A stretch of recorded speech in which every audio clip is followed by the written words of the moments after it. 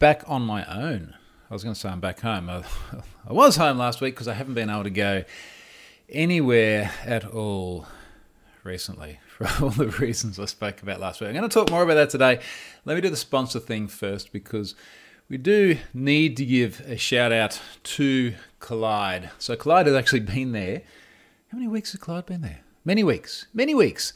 Got Slack, got Max, get Collide, device security that fixes challenging problems. Thank you, beep, beep.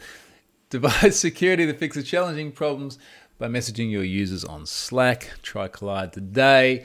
So Collide, I believe, let me confirm that from my memory from the last 4 weeks, which has been impacted by many, many different things to consider.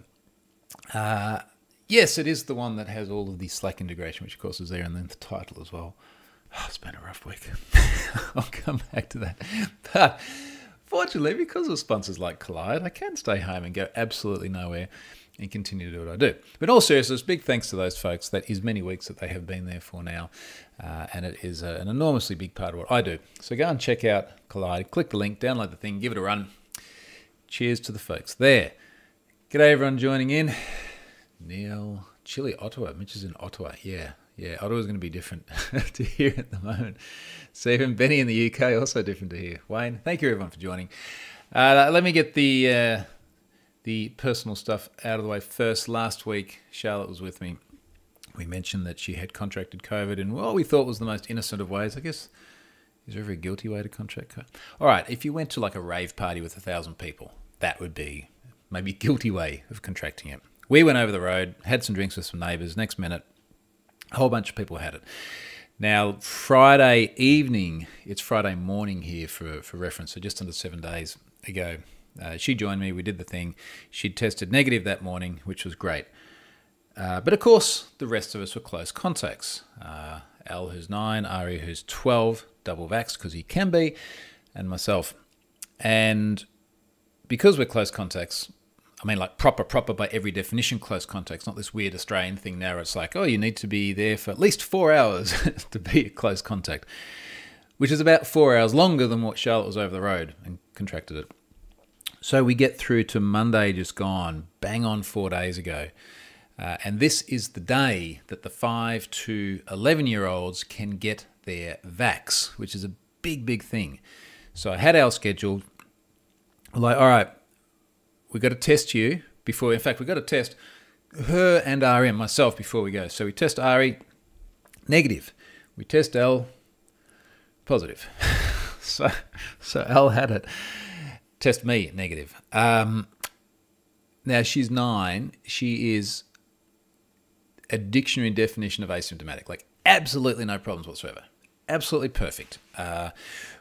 She had been spending the day in the pool.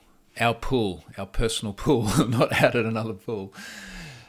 Like literally hours, jumping around, going crazy, like just 100%. And she has remained 100% since then. And we made a few little adjustments to the way we live. We didn't isolate her in a bedroom like we did Charlotte. It was like, okay, so you don't handle the clean plates, little things like that.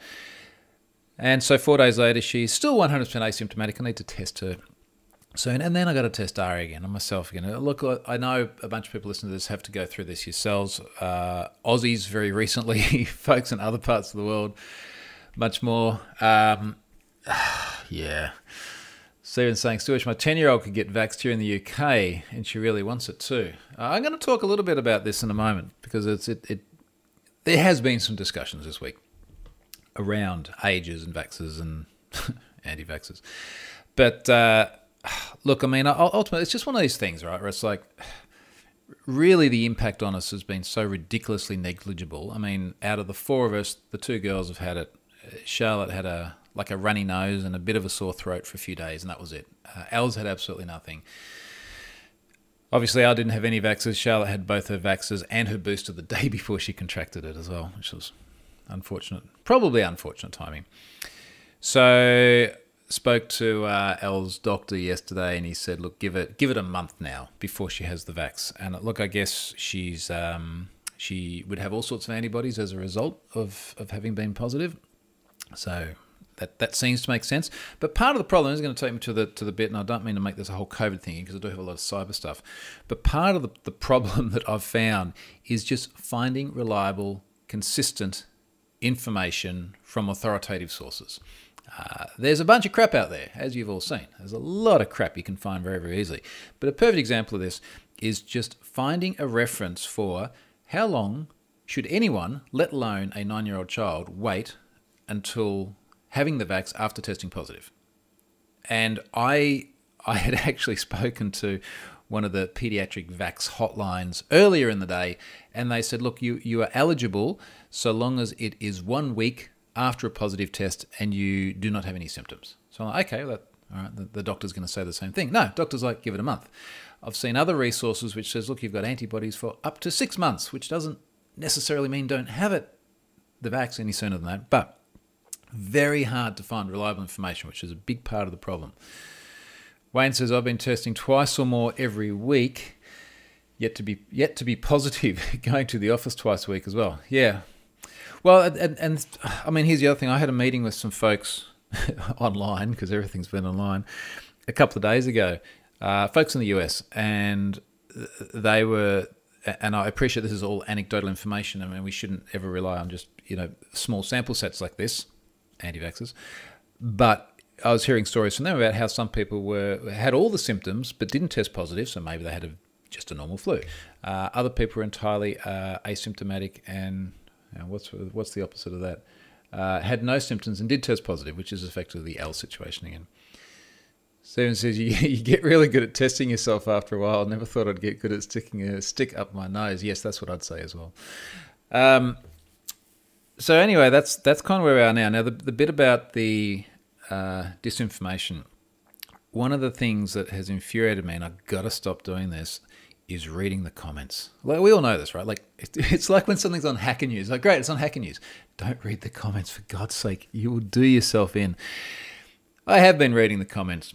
I actually had a theory that, I'm not going to do this, but hypothetically, if you went like all Cambridge Analytica on Facebook and you had access to enough data about demographics, you would see a very, very good alignment of stupid people supporting anti-vaxxing or stupid people being very much against the vaccine for kids. So this is one of the big themes I've seen. And of course, we're all trying to read information and absorb it and make evidence-based decisions that are informed and intelligent.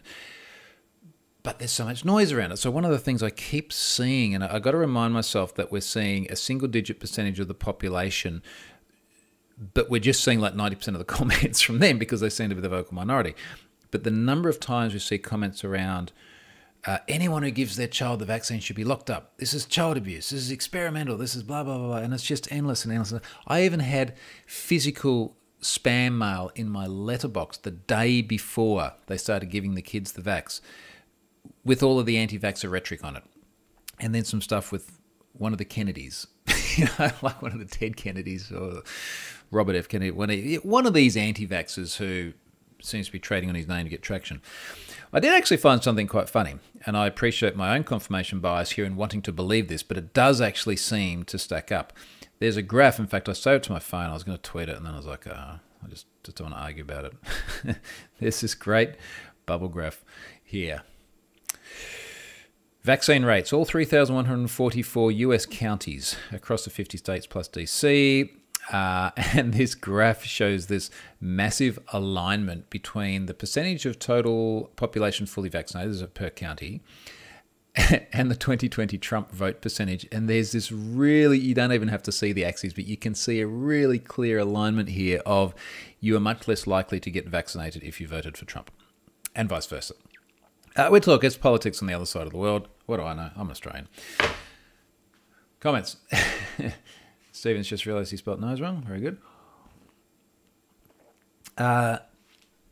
Actually, last thing on that. So that has meant that we've, for all intents and purposes, remained isolated. What's today? I lose track. For 2 weeks now, because it was New Year's Eve that our neighbour said she was positive. So for 2 weeks, we basically have been nowhere. The rare exceptions are like I can go and get shopping direct to boot, so I can drive the car up, pop the boot open, and they will drop the shopping bags in there. I have obviously tested negative and no symptoms. I feel comfortable staying in my car. Anyway, look, we're all guessing. Australia's just had massive upticks in COVID rates.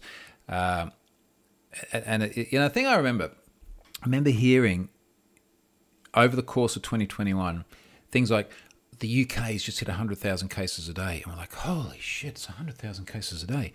That is massive. Now, for context, the UK has got 2.5 times more people than Australia. Yesterday, Australia had 153,000 cases. Now, it's a little bit higher yesterday because they've started allowing people to self-report positive rapid antigen tests. In fact, they've made it illegal not to. In New South Wales, our state, 30k that way, with threat of a $1,000 fine if you test positive and not report. I don't know if that's a good idea or not, but it does obviously drive the numbers up.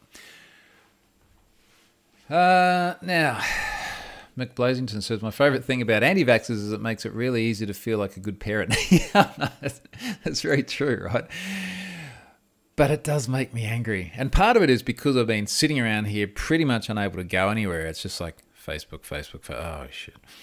Max, how are your rat supplies? My personal rat supplies are sufficient for needs at the moment, primarily because I managed to order some before stuff got really crazy here. And then on New Year's Eve, when we were worried about testing positive, and for folks that missed it last week, there were 6 couples literally within a stone's throw here. We have a really friendly neighbourhood, and 3 kids, and we all went over there. And then the next day was positive. So we were all lots of good friends. And when we found out that there was a risk of exposure, I think I managed to buy about 30 of them to suffice for, what's that in total? 15 people. And it looks like we will burn through all of those by the time we get to the end of this. Prior to that, I had ordered some which have since arrived. So I have sufficient for the moment. But as a society, the rat supplies are extraordinarily low. The nasal swabs in particular seem to be very low. I did look on Kogan for the Aussies there, kogan.com.au, a couple of days ago, and they had saliva swabs, but you could only buy, what have they got now? You could only buy them in a pack that cost 200 Aussie dollars, which, look, I mean, probably the per test measure is the one that is the most important here. However, for the vast majority, a lot of Aussies, a lot of people anywhere, paying for these tests is a barrier to entry. So here's a good example. Oh, they do actually. So they've got a 5-pack for $55. One of the things that's happened in Australia for folks in other parts of the world is there's been a lot of price gouging. So there were unscrupulous pharmacies selling these things at many tens of dollars each when they should be about $10 each. But via Kogan here, rapid antigen nasal test pack. Okay, that's cool. $55 for a 5-pack. That's great. They appear to be in stock. $245 for a 20-pack for a saliva test. That is fantastic. I'm really happy to see they have these back in stock.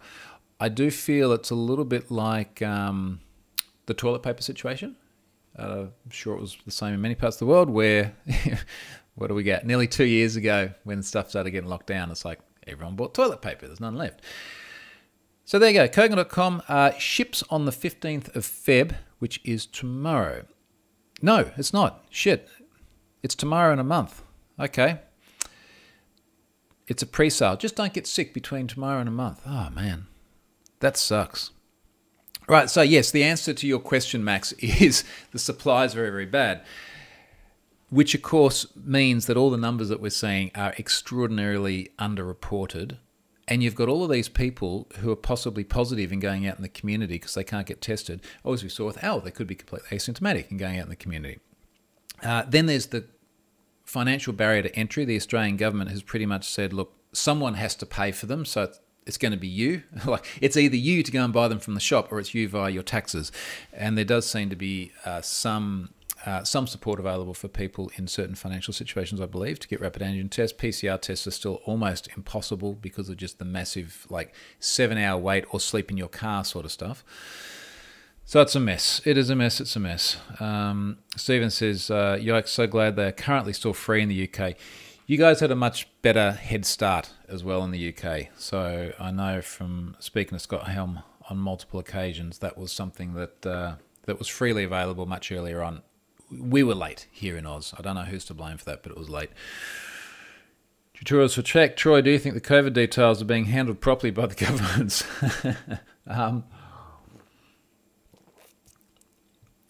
It's a question that sort of begs a yes or no answer, but there isn't a yes or no answer. Sometimes yes, sometimes no.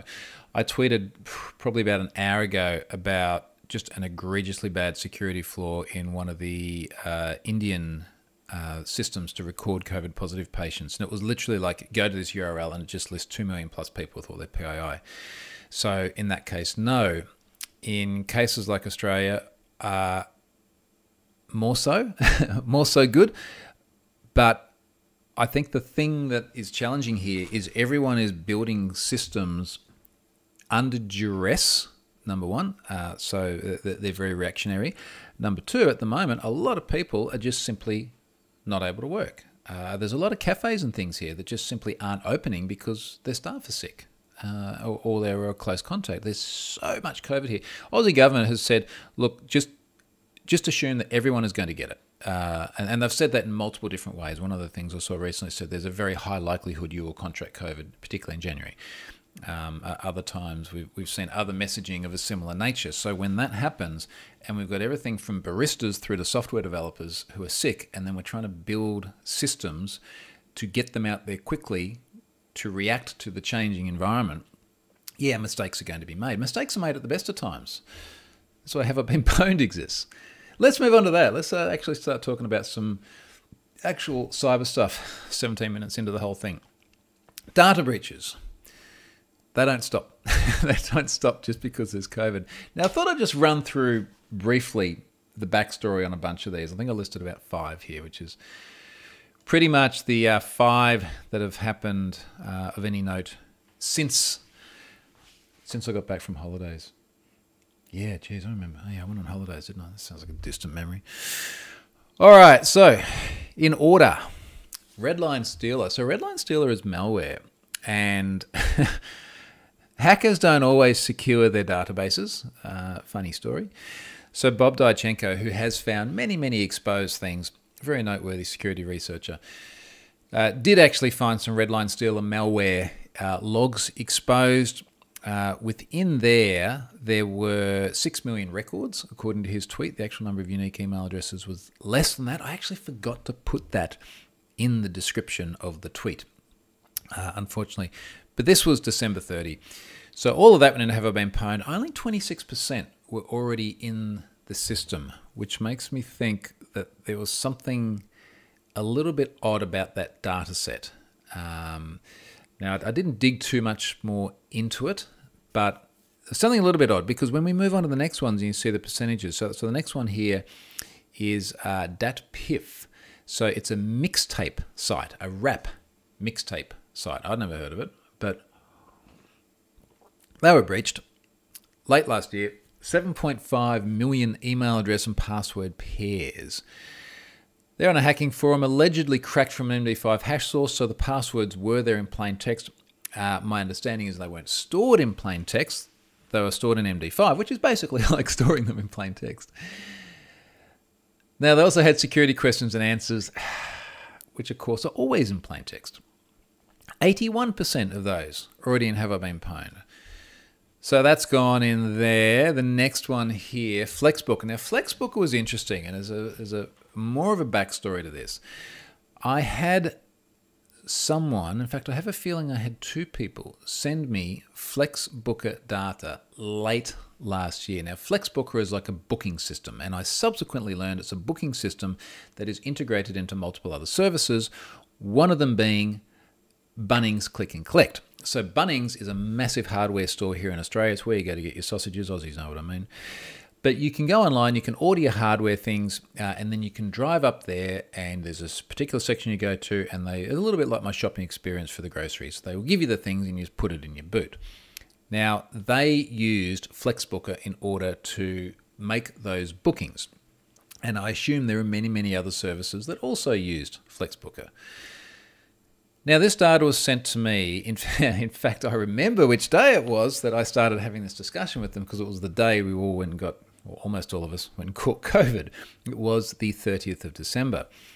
So the data was sent to me. I verified it pretty quickly. I also could not find any reference to the data being public. I contacted the company. And every time I really hate having to do this, because disclosure, as I said so many times, is painful, often thankless, and very, very time consuming. So I sent the email off and I'm like, crap, no, at least I'm going to go and have some beers tonight. It'll be fine. It wasn't fine, obviously. Another story. Anyway, like literally 10 minutes later, I get a reply. And without sort of going into the details in such a way that might disclose a private discussion, we ended up on a Zoom call very, very quickly afterwards. The company responded enormously well on the 30th of December. So why did this go into Have I Been Pwned on the 6th of January? They wanted time. What continues to frustrate me with this is not so much that they wanted time. I mean, they're like many other companies, a very small organization, but like many other companies that get breached, where they're just like, what the hell has just happened? What do we do next? Who do we talk to? Do we need lawyers? Do we have to disclose to regulatory bodies, and so on and so forth? But what frustrates me in general is that this data was on a popular hacking forum, being exchanged backwards and forwards. There would have been 1,000 people that already had this. And then I'm sitting with this and it's like, I want to let my almost 4.1 million subscribers now in Have I Been Pwned know that they've been impacted, or at least the subset of Flexbooker subscribers that are within my 4.1 million sample size. Yet I'm waiting for them to make a statement. And I waited 8 days. And that, I struggle with that. I struggle with the fact that I had 8 days where I could have let people know about this earlier, and I waited. And I'm just not sure if that is the right thing for me to do. I do that because let's imagine they weren't as nice as what they are. And let's imagine I still did disclosure. I think it's the right thing to do. But then I went, just so you know, here's what's happened. I'm loading it tomorrow. I could imagine, particularly companies in one American corner of the world, getting very litigious about this sort of thing. They do like to get litigious over there. And I want to be able to keep running this service. I don't want to cop a lawsuit or anything nasty that stops me from being able to do what I do. I also don't want to keep sitting on data that's actively being abused, and I know it's being abused, and the company that's had it exposed knows it's being abused, and I sit there with potentially 4.1 million subscribers just not knowing that they've been breached. I just still feel enormously uncomfortable about that, and I don't know the right answer. If you know the right answer, drop a comment and tell me how to fix this thing. It's frustrating. Anyway, that's now out there. I noticed Bunnings has done their disclosure a few days ago, but again, we're now talking about an incident that was disclosed 15 days ago, and it's only the last couple of days we've seen messages from the likes of Bunnings. So again, I lament the lead time. Other things I care much less about consequences of. Doxbin. So I was aware of Doxbin. Doxbin is a website for doxing, the colloquial term for releasing personal information about people, very often people who would like to not have their personal information released. We constantly see Doxbin being used for the likes of some unnamed hacker or internet troll, or sometimes people who are noteworthy, who are public identities. I did check. I don't think I'm on there. I think it would be really hard to actually dox me because I put so much shit online anyway. In fact, the funny story, this is going to be one of my first, I was thinking about this morning for some reason, one of my first in-person talks that I do again when I can travel and it's somewhere significant. So let's say like NDC Oslo. I'm going to do a talk that will include someone's attempt last year to dox me.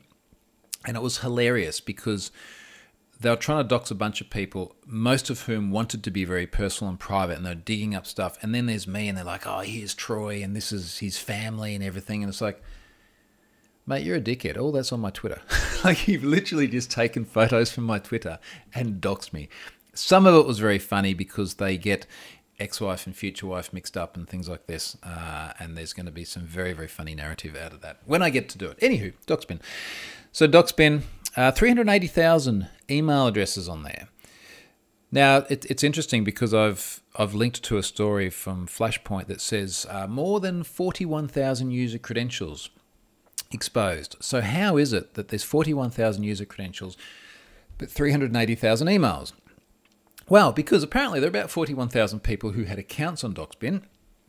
Incidentally, it's a pretty recalcitrant sort of thing, you know, to go online, to create an account, to then disclose the identity of people who wish to keep their information private. Now, I can see there are edges of society where we would probably all go, yeah, they kind of deserved it. Westboro Baptist Church comes to mind. Google's them and lulsec. Things like that. We're like, yeah, okay, those guys are dicks. Fair enough. But for the most part, it is unveiling people who wish to keep their information private. And I think we all agree that we should have a right to privacy. It's kind of a human right as well. So, so there's that. 41,000 people. The 380,000 email address count is because so many people, so many of the doxers have multiple personal email addresses for individuals listed. So this brings us back to the old chestnut of what goes into Have I Been Pwned? Is it only accounts, or is it any email address that appears? And if we think about things like the Epic data breach, the EPIK alt-right friendly website that got breached, my data was in there not because I had an account, but because they scraped Whois records that had my information in there. Every time I ask people, you know, should I load this or not? If your email address is in there, but you don't actually have an account, people are like, yeah, you should. Now, in a case like Epic, folks can always reach out and say, look, you're a legitimate, I'm air quoting, for people listening later on, legitimate organisation. You have my data. I wish to know what it is. Good luck doing that for Doxbin. I don't think you're going to get a reply on that. Nick007 says, didn't get an email from Flexbook or Bunnings. That's probably because you're not in there. Oh, actually, did you get an email from Have I Been Pwned? Because if you got an email from Have I Been Pwned, but not from Flexbook or Bunnings, do feel free to reach out to them. I did have at least one occasion where Flexbook contacted me and said, hey, we've got this person who says they got an email from you, but we can't find them in our database. So I went through the data and I said, yeah, here it is. It's on this line. And they're like, oh, yeah, thanks. So organizations miss this stuff. The reason I typically don't miss it is because I just regex out every single email address in a dump. Now, sometimes that has problems too. So one of the issues I discovered with Doxbin is because of the way the data is formatted, if someone has an account, no problems, it was in like a proper delimited CSV style row. But if someone has an email address listed against their docs, that was part of a field which then had formatting within the field, including escaped line returns with a \n. So what was happening is you get like \n Troy at whatever. And my regex would go, okay, well then that email address is n Troy at. So I did have to go back through the data, strip out everything that began with an n, parse it back out to treat \n's as line returns. And so the point is that it's not an exact science, either me getting email addresses out of a breach system or the owner of the system getting email addresses. But Nick007, like, definitely reach out to them because if you got a notification from Have I Been Pwned, then your email address is in there. It just is, unless I've screwed something up, and I don't think I do sometimes. But I don't think that was it. Last one from yesterday. Good time zone with the Americans up. Guns.com. Guns.com had 376,000 unique email addresses breached in Jan last year. The data included gun purchases, Physical addresses, phone numbers, partial card data, bcrypt password hashes, 78% already in Have I Been Pwned. I couldn't fit it in the tweet, but it also had things like date of birth as well. So this is worrying. I'm trying not... Oh, no. Who cares about upset people? It's worrying for a couple of things. A couple of reasons. First of all, entirely objectively, you now have a great big list of people who have bought guns and where they live and what their phone number is and some other data which could be used as part of social engineering attacks. That doesn't feel very good. I flagged this as sensitive, and the reason why, and this is what I think roughly like half of America probably doesn't understand, is that having guns is weird. Like for everyone else, having guns is just the weirdest thing. I cannot think of another Western country, modern society where it is ever okay or socially acceptable to have a gun outside of you're a farmer or you're a pistol shooter or something. But the idea of having one to protect yourself is just the weirdest thing, which is why it's been banned basically everywhere except for North America. I appreciate Canadians, there's a bit of a thing there too. So honestly, if you knew someone here had I don't think you can even legally, quite sure you can't legally have a gun to protect yourself here. If you knew that here, there is a massive stigma around it. If I knew my neighbour had a gun, I'd be like, mate, what the hell is wrong with you? Grow up, be responsible. And there's now like half of America going, well, this is responsible because I need to protect my family. Good Jim Jeffries skit on this. So I appreciate I'm upsetting a slice of my audience, but this is also why I flagged it as sensitive, because the idea of having a gun in your house is a stigmatization in most of the world to one extent or another. All of that aside, purely objectively, and you know what, we did see one. What was the other one? There was one in the UK as well, and I think it's a little bit more popular in the UK in case they need to hunt foxes or the French or something like that. But it is one of those really sort of bygone era things, isn't it? What do we got here? Guns. Guns and Robots. No, that's a game. Guns.com. That's the one we just spoke about. Gun Trader. That was the one. In July 2021, United Kingdom-based website Gun Trader suffered a breach that exposed 112,000 unique email addresses. I didn't flag that as sensitive. Why didn't I do that? That probably should have been. I might go back to that. Anyway, that was that. That's on the comments. Nick 007, back to Flexbooker. No, I didn't. I definitely used Drive and Collect. Oh, okay. So, no, you didn't get one from Have I Been Pwned. You used Drive and Collect. Look, I'm quite sure I've used Drive and Collect as well, but I was not in the Flexbooker data breach. So if you didn't get it from Have I Been Pwned, you're not in that data set. Coinhive. Let me talk about something a little bit weird here. Now, I want to carve out some time to talk more or write more about Coinhive. So if you're just new to this, Coinhive is the JavaScript-based crypto miner that you embed in a website. And the whole idea of it is that you can monetize your traffic by mining some Ethereum in their browser. Now, that was always a shitty model because you're effectively stealing people's CPU cycles in order to line your own pockets. What then happened is they effectively went bust. That they couldn't trade any longer. It just no longer made sense. Someone who originally owned the domain, I still don't even know exactly who it is. It was a very anonymous account. Then gave it to me. Was it last year? It must have been sometime last year. I set Coinhive up to start popping a little JavaScript alert saying, hey, someone's trying to run a crypto miner in your browser. And some people got quite upset about that, which is good because now someone's just trying to visit a website and they're suddenly getting this like modal, but you could dismiss it. And then we got to the point where it's like, look, this is just not changing. There are still people that are seeing Coinhive on compromised sites. So I made the modal indismissible. Now, of course, you could go into the DevTools, F12 your way in. Could be hacking, though, depending on if you're in the state of Georgia. Keep coming back to the US today, don't we? You could go in there and just remove it from the DOM, but it basically killed it for anyone non-technical. And then what it does is it does JavaScript set timeout, then redirects to my website to the page about Coinhive. And then I had this weird email from someone. And incidentally, I've had some really, really interesting emails from people. So, for example, I had a very interesting discussion with someone. This is all going into a draft blog post, where we basically worked out that he had a compromised MikroTik router that was embedding Coinhive on every non-HTTPS page. And he contacted me and said, hey, every website I go to, he must be going to a lot of insecure stuff, is showing your message. And then I'm like, okay, what router do you have? And he's like, MikroTik. And yeah, here we go. So he got a new router, happy days. But this person pinged me. This is just yesterday. I'm not going to read the person's name, but this is just like, to me, just exemplifies the weirdness I get. Troy. First of all, I think cryptocurrencies are a complete waste of resources. Right?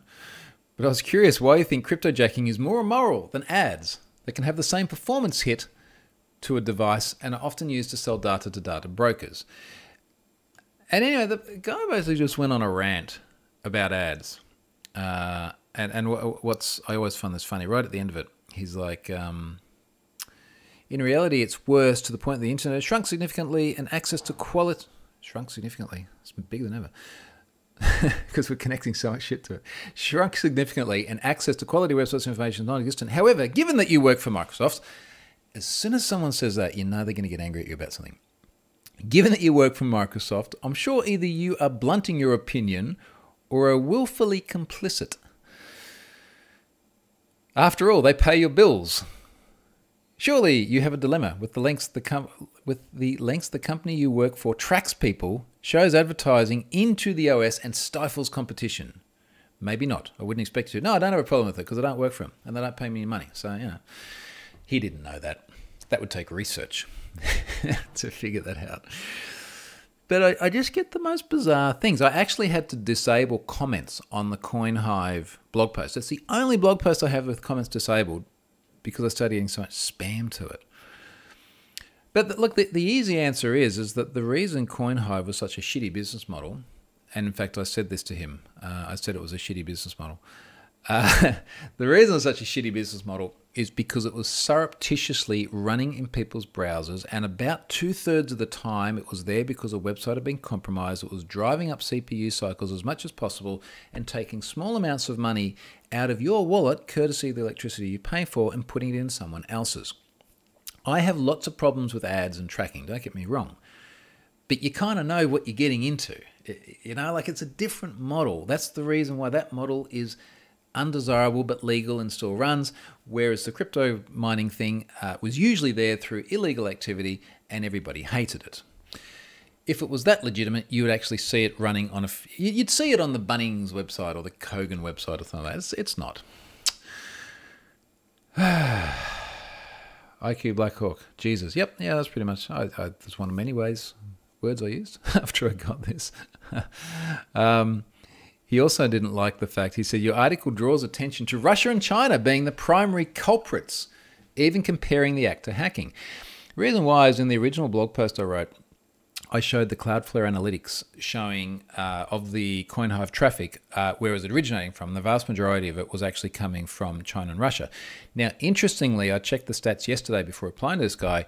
China is now way down the list, which makes me think that it was Coinhive might have been on some key sites used by folks in China, and now it's gone from there. And the number one position by a factor of at least 2 was the US. And after that was Russia. And then India, and okay, they've got a big population. So what I do intend to do is to take all of these logs, which I'm still collecting from Coinhive, and write something insightful about it. I'm actually quite looking forward to writing that. I'll just a little bit of time to sit there and analyze it because I find it fascinating. Like every website running this, I have effectively killed. Like how is it? How is it still a thing?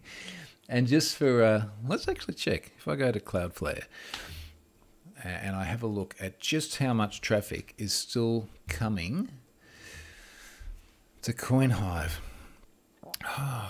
Why won't this thing die? I've never wanted a website of my own to die so much. Is it Coin-Hive? No, it's Coinhive.com. Analytics. All right, so, oh boy. Previous 30 days, 18.1 million requests. It's like 450,000, 500,000 requests, and it's gone up a lot in the last month. Who are these people? Number one culprit, United States. 323,000, that would be visitors there. Followed by Russia, China, Brazil, Japan.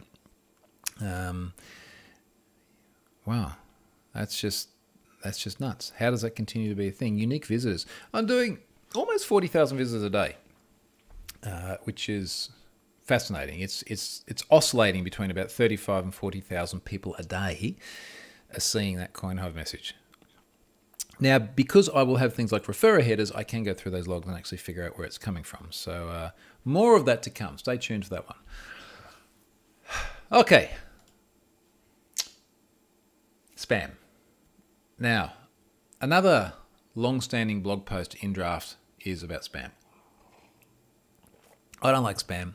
You don't like spam. The only people that like spam are spammers. Now, one of the places I get a lot of spam from is LinkedIn. And when I get spam on LinkedIn, I flag it as spam. And LinkedIn says, we don't tolerate bad behavior, period. That's literally what they say after you submit the spam report. And then they come back and go, it's not spam because someone paid for it. And it's like, doesn't that just make it worse? Some time ago, I stood up a website about spam. Not a website, a blog post. If I look for Troy Hunt spammy. And I titled it, No, I Won't Link to Your Spammy Article, because I get these emails pretty regularly, which boil down to, hey, I read your blog post about whatever, and I have an excellent resource for you to link to. In fact, I'll read the quote I put in here. Hi, I came across your blog on Thing, and I must admit it was really nicely written. I also have an article on Thing, and I think it would be a great addition to your blog. That's spam. It's unsolicited. It is there for marketing purposes. It is very often done in a commercial context, which I'm going to come back to in a moment. It sucks. It's shitty. These people need a good spanking. So I wrote this blog post, and now every time someone sends me a link to their article that they want to get inbound links to, so they want to get troyhunt.com and all these other websites all linking to this other thing, because the more stuff that links into that, the greater their SEO is, and the more discoverable they are, and the more their whatever it is that the selling thing goes up. So what I did is I thought, okay, here's what we'll do. Every time I get that, I'm going to take the title of the page that they want me to link to, and I'm going to put it in this blog post, and I'm going to put it in a tweet, and I'm going to link the tweet to this blog, therefore increasing the SEO for that term for my resources that talk about spam, and nowhere at all mentioning which service it is that they have actually asked me to link to. So for example, the first one here is the Ultimate Tor Browser Guide for 2020. Someone wanted me to link to a blog post called the Ultimate Tor Browser Guide for 2020. Now, I'm not sure if it still does this. I did a quick little test yesterday that didn't have as good a result as what I would have liked. And everyone's Google searches are different based on the other things I've searched for. But if I Google, in quotes, the Ultimate Tor Browser Guide for 2020, the number one result is my tweet. And then the number two result is, no, I won't link to your spammy article, written by Troy Hunt, which pleases me greatly. And just to rub salt in the wound, after I tweet this, I just reply just with the link to the tweet. 9 times out of 10, I get no reply. Occasionally, someone will laugh and say that's funny. Yesterday, someone doubled down and that got funny. So this person, now, this person's title is Link Building at Yes Style, Director of Growth, Linky Juice. Sounds legit, Linky Juice. Who wants some Linky Juice? That sounds much dirtier than what I meant it to.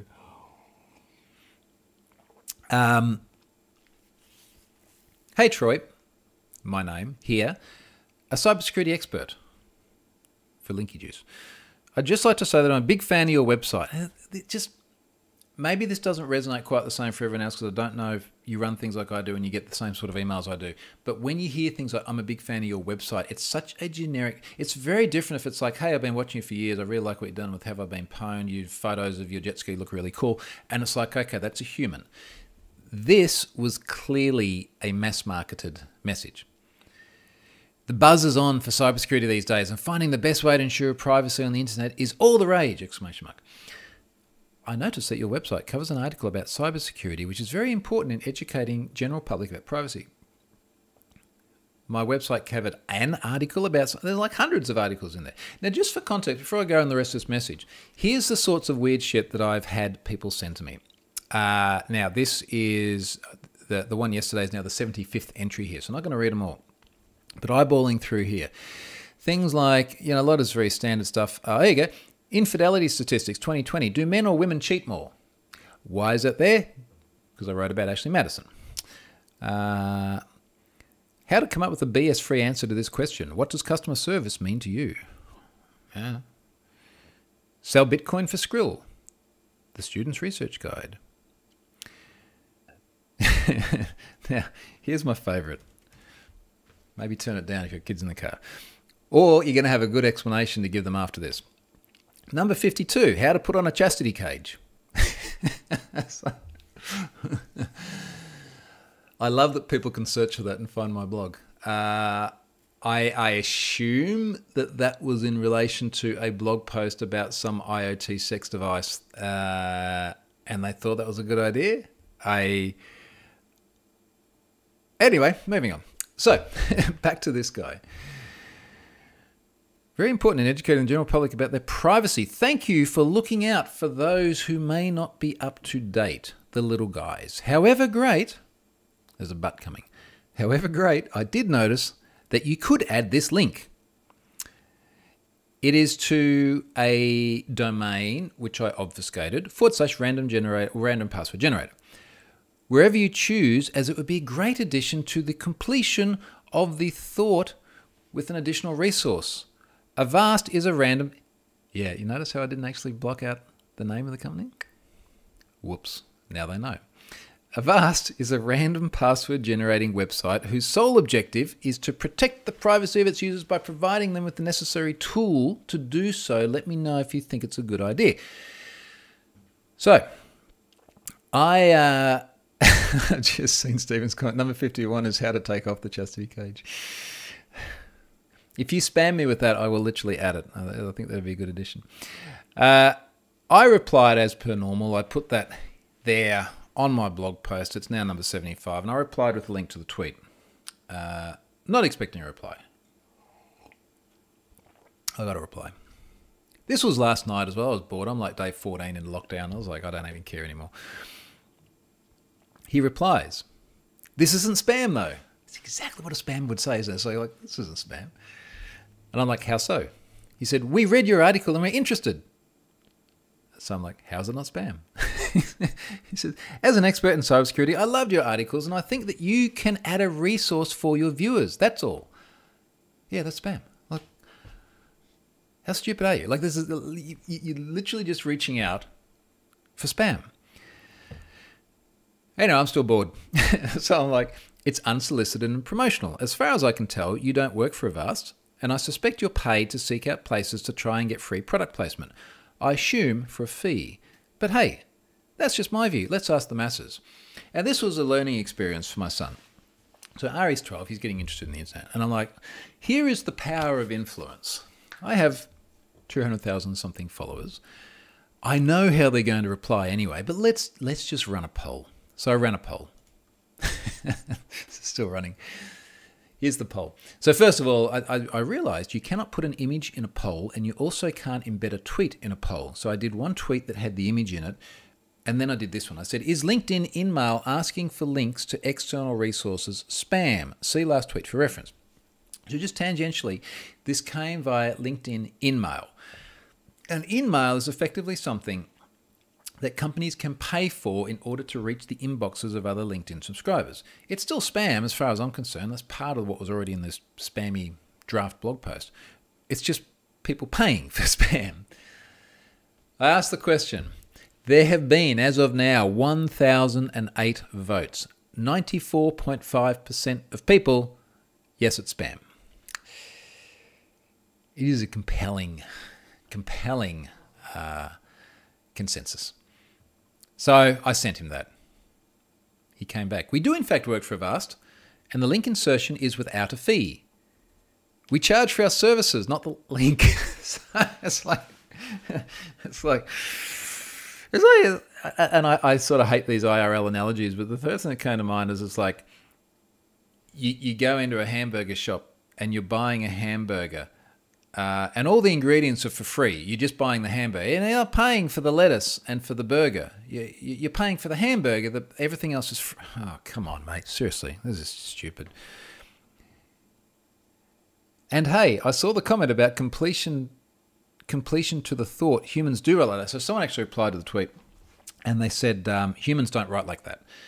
Now, I don't totally disagree. I think humans do write these things, but they write them to be generic enough that they can then blast them out to large volumes of people. Guy doubles down. He says, we can set up a call if you'd like and have a discussion. Now, by this point, I'm getting a bit pissed off with this. And I'm like, I know people at Avast. I have communicated with people at Avast before. They're, for the most part, our people. So I tweeted at Avast. And I'm like, hey, guys, like, really, is this okay? And I subsequently reached out to people personally as well and said, is this okay?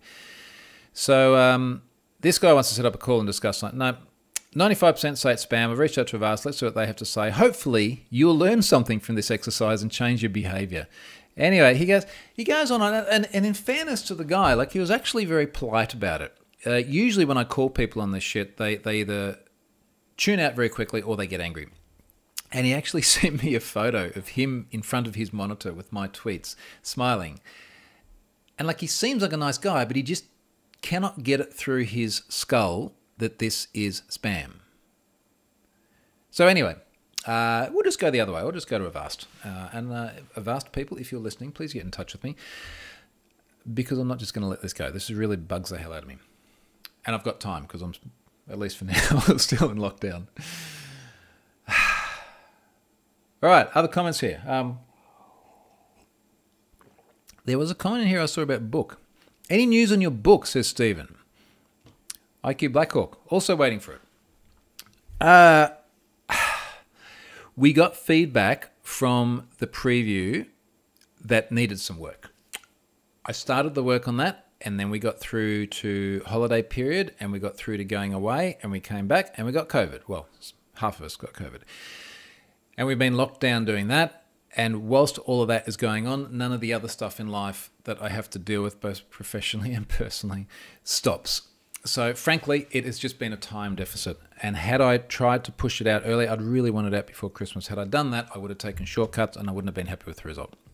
So we're at that 90-something% mark. I think over the next... I've made time commitments before. Over the next 6 to 8 weeks, we should be able to get it complete. It is so close. But I also think that giving it a little bit more time might allow me to add some other things that I think will be really useful. And I'm just going to leave that hanging there, and you'll just have to wait and see. But no, look, it is absolutely positively still there, still coming. Stephen says there is always before Christmas this year. Yes. Oh, geez, it better be done before Christmas this year. All right, last thing. Producer MMU. I feel like I'm going to write a blog post about this because let's be honest, I'm supremely disappointed. Now, I got a Prusa 3D printer bang on about a year ago because it was after I'd been in South Australia with a mate of mine just after New Year's 2021, and I saw the printer, and I was like, mate, I don't know what I'm doing, just tell me what to get. And he's like, yeah, get this stuff. And I have done many really fun things with the printer, particularly getting the kids involved. Now, for the uninitiated, a 3D printer is sort of equal parts complex and simple. Like there's lots of different moving parts and gears and pulleys and things like this, and then there's software and PCBs and all that kind of stuff. But at the end of the day, you've got a roll of filament, which is, let's just call it special plastic, and you are forcing it with a gear down into a very heated end with a nozzle, and then it just moves in 3 dimensions. And then it builds a model out of that. Sweet. But it is one roll of filament, which subsequently means it's one color, unless you get like a rainbow one, which just changes as the filament goes through. So if you wanted to create a print, let's say you wanted to create, I'll give you a good example, Deadpool. So imagine, everyone knows Deadpool. Lots of red and black. And then like white eyes. And then like a brown harness. I know exactly because I've been looking at a model of it for so long. In fact, I've still got one open here in my Prusa Slicer software right in front of me. So you got Deadpool. Now you want to print Deadpool not just in the one color, but in multiple colors. So what you can do, different printer manufacturers have different models, but for Prusa, you can get an MMU, and an MMU is a multi-material unit. Now, what this does is automates the process of switching between up to 5 different filaments. So it is a unit that sits above the printer. And in simple terms, you have 5 different filaments. The 5 different filaments feed into the back of the MMU. There is then a little selector head that can move into the 5 different positions, and there's one which is offset from all the filaments. But effectively 5 different positions. There's an idler, which is like a barrel that puts a little wheel onto a filament with a gear so that it can push the filament through. And then as that barrel turns, the idler wheels touch a different filament, presses it onto the gear. So when all the 5 gears move at the same time, there's only one filament which gets pushed through the selector. It then goes down a tube into the same mechanism that existed before. In a perfect world, when everything works well, if I wanted to print my mate Deadpool just here, and he's got a black stand, it would start with, let's just say black's in filament position number 1.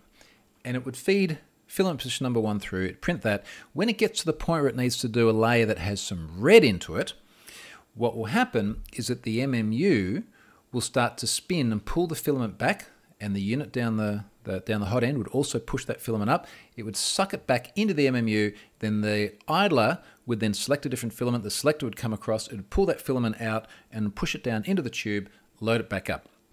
The only other variable here is that when you change filaments, there's a bit of residual from the old one, so there's a wipe tower. So you get this block on the side where it wipes the old filament into there until it's extruding the new color, and then it starts to print with that. Starting to sound complicated as I explain it, isn't it? I cannot get this thing to work. I've spent, it must be dozens of hours. I cannot get it to work stably. There are so many things that can go wrong. And just for context as well, so the Deadpool that I've got here, it requires 1,870 filament changes. So just in very, very simple mathematics, if I was to print this all in one color without the MMU, there are 0 filament changes. I would set the filament correctly as a human. That's in there.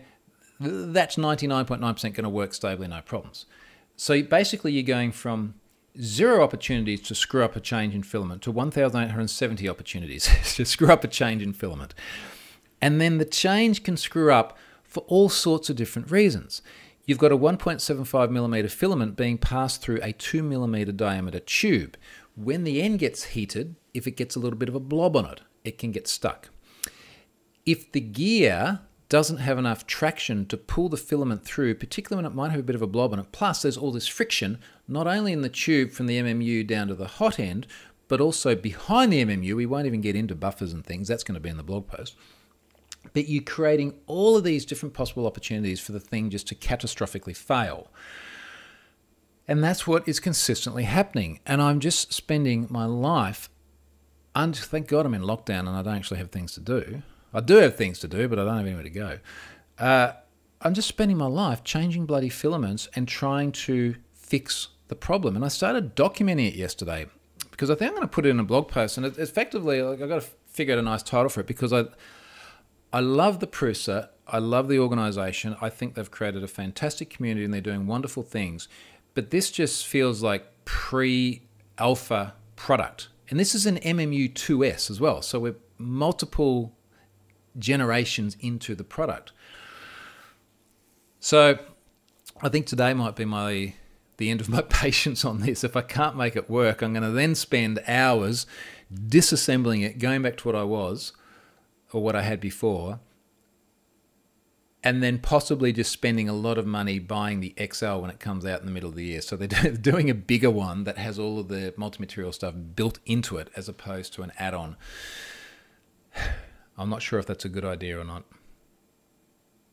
I'm so stubborn though. I just want the damn thing to work. What else is here in the comments? Sarah says, can't wait to read it, but it'll be worth it. Take your time. Thanks, mate. Look, I think that is definitely the approach. Richard Campbell's here. G'day, Richard. We're just wrapping up, mate. Thank you for joining anyway. So, look, I think my next steps are I got to go and give a little girl another COVID test, and hopefully she's negative and we can all get out of the house, which would be nice. I've got to try and fix my printer. I think the chances of that happening reliably today are very, very close to none, which means I've got to write a blog post about how I really love the organisation, but I think that the MMU product kind of sucks. McBlazington says, can you not print the different colo? Can you not print the different colours? I can print the different colours. It's just the filament change has so many different possible things that can go wrong. I'll give you a good example. And here's, I'm going to get back my high horse with this for a second. When you read all the tips, because there's huge amounts of information out there about how to make this thing work, a lot of the advice is, you've got the printer, you've got the MMU, now here are all the things that you need to change to make this reliable. For example, the way the filament feeds from the buffer into the back of the MMU. There's these PTFE tubes that just go into like a clamped plastic shell. It has no Festo connectors. So you really should go and download the model that has the Festo connectors in it and print that and fix that. All right, that's not a hard one. The PTFE tubes at 2 millimeters in diameter make it too easy to get jammed. You really should go and get PTFE tubes that are 3 millimeter in internal diameter. Still the same 4 millimeter external diameter, so they fit into the same Festo tubes. But if they're 3 millimeter and you get a bit of a blob on the end, they can still move. Why don't they ship with that? Well, part of the problem is that once you get 3 millimeters in diameter in the middle and not 2 millimeters, if you imagine a tube going into a socket, now there's extra room. As it sort of passes into that socket, if the filament isn't perfectly aligned, it can hit the side of the socket and not pass through. So I've ended up removing that. What else I say? The tubes that they ship with are higher friction than other tubes. So I spent like 100 Australian dollars buying freaking Teflon tubes that are slipperier than the original ones to try and take out the friction. He's clarified, McBlazington, coloured sections and join them after. Well, if you think about, again, think about Deadpool. Everyone knows what Deadpool looks like. You can't really join that up together. So, I mean, I'm looking at Deadpool now, and this is one that Ari has coloured in. Both kids sat there for hours colouring in Deadpool, and I was so excited to take their digital creation and turn it into something physical. But he's got the red vest, but he's got all these little black buckles. And then he's got tear gas or something like that as a canister, and Ari wanted to make that white. And then you think about his mask. It's all like red around the outside and then black and then the white eyes. So you can't stick all those pieces together. If you had larger logical parts, that was, let's say they were just squares or something like that, you could stick those together. You can also change filament at a certain layer. So all the Have I Been Pwned logos, I print, let's say for argument's sake, a 3mm bottom blue layer and then a 2mm white outline on the top, which has the border and it says Have I Been Pwned. And I manually change the filament in the middle, but because it's me doing it as a human, I can pretty reliably get it right. So no, you can't really just do that. IQ Blackhawk, did you check if there was new custom firmware to improve? You're basically asking me, have you restarted it? I appreciate the question. Yes, the first thing I did when I kicked it all off was updated all firmware to the absolute latest. Once you get into custom firmware, I was thinking about actually getting new gears at the hot end, spending quite a bit of money to do it because apparently they're a lower ratio, they have more, I guess effectively more torque on the filament. Then you need custom firmware on the printer as well, and I'm just deviating more and more and more away from like a known good default state, and I just started to feel very uncomfortable with that.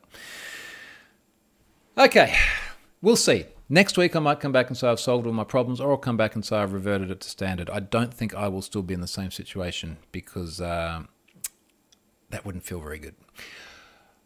All right, folks, I'm going to call it there. Thank you very much for watching this week. I hope everyone is not in isolation and that I am not in isolation come probably an hour from now as well. And I will see you next time. Cheers, folks.